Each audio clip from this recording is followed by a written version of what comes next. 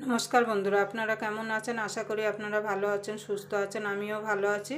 आज के आमी पालन शाक करे देखाबो तार जोन्नो एखाने निये निয়েছি पालन शाक। पालन शाकटाके आमी आगे थेके परिष्कार करे धुয়ে এইভাবে केटे নিয়েছি। আর এখন বাজারে কচি পালন শাক উঠে গেছে।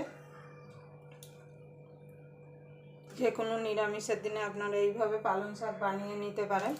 এখানে আমি পালন শাক নিয়ে নিয়েছি আর পালন শাকে দেওয়ার জন্য আমি নিয়েছি কুমড়ো, ঝিঙে, শিম, মূলো, এখানে নিয়েছি বেগুন, আলু আর এখানে আমি কিছু ছোট বড়ি নিয়ে নিয়েছি।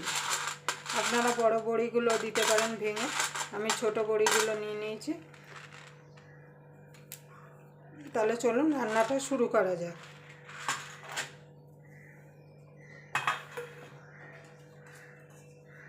প্রথমে গ্যাস ধরিয়ে একটা কড়াই বসিয়ে দেব। এবার কড়াইটা বসিয়ে দেব।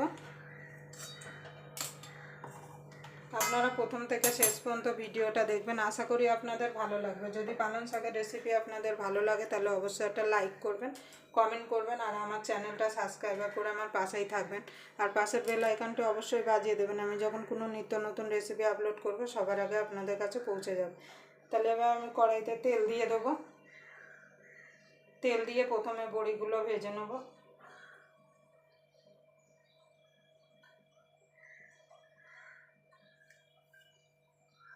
দেখুন বন্ধুরা, এখানে তেলটা গরম হয়ে গেছে, দিয়ে দেবো বড়ি।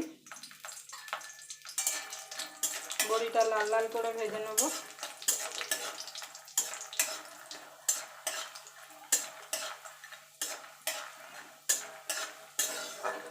বড়িটা ভাজা হয়ে গেছে, তুলে নেব।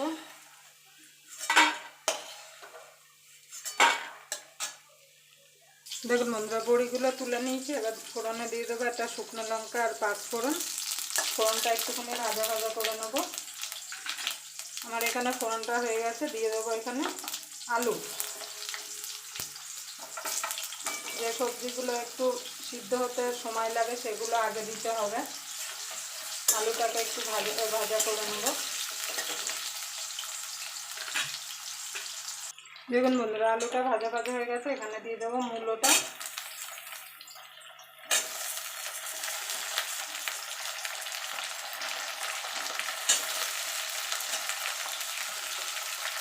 এবার আলুর সঙ্গে মূলোটা একটুখানি নাড়াচাড়া করে নেব।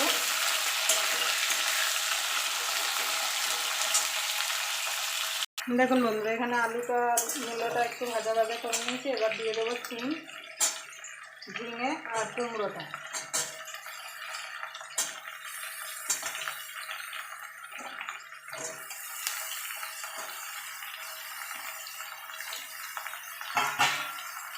এবার এই সবজিগুলো একটুখানি ভাজা ভাজা করে নেব।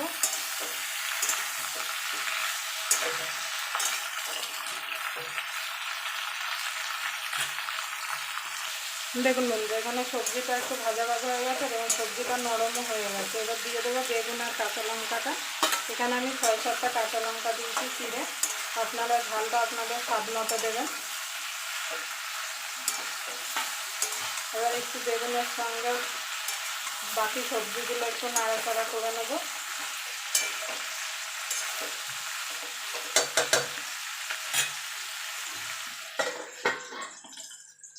দেখুন বন্ধুরা, বেগুনের সঙ্গে আমি সবজিটা ভেজে নিয়েছি। এবার দিয়ে দেবো পালং শাকটা।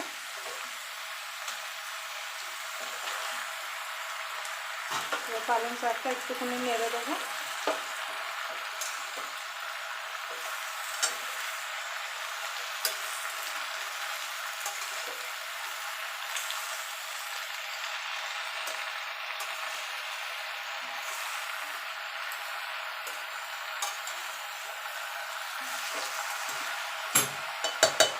এবার বাকি পালংটাও দিয়ে দেবো।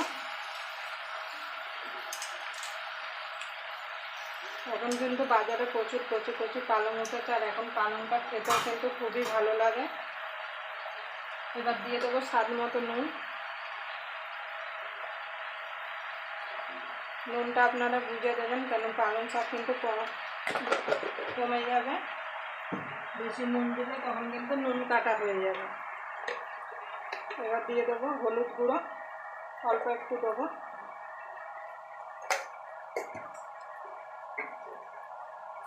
দিয়ে আবার নেড়ে দেবো।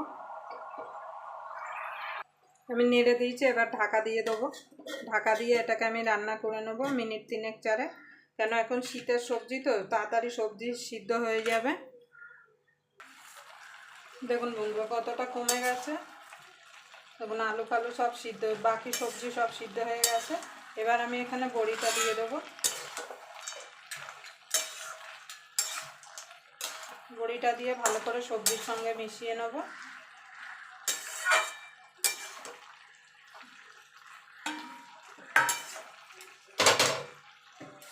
এবার ঢাকা দিয়ে আরও মিনিট খানিক আমি একটু রান্না করে নেব। দেখুন বন্ধুরা পালং শাকটা আমার হয়ে গেছে। এবার দিয়ে দেবো একটু চিনি, এখানে দিয়ে দেবো ধনেপাতা।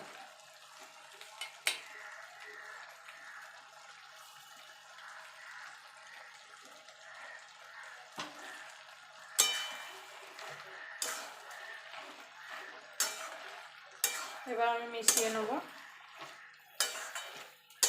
আমার পালং শাকটা রেডি হয়ে গেছে। এবার আমি নামিয়ে দেবো। আবার আপনাদের সঙ্গে কোনো নতুন রেসিপি নিয়ে দেখা হবে। ততক্ষণ পর্যন্ত আপনারা ভালো থাকবেন, সুস্থ থাকবেন। নমস্কার।